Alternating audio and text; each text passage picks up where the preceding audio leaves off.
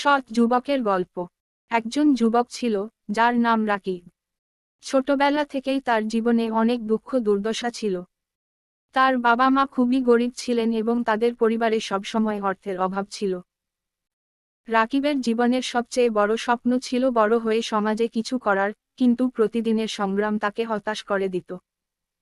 স্কুলে যাওয়া তো দূরের কথা, প্রায় সময়ই তাকে দিনমজুরির কাজ করতে হতো, যাতে পরিবারের জন্য কিছু আয় করা যায়। কিন্তু সে কখনো নিজের স্বপ্নকে ভুলে যায়নি।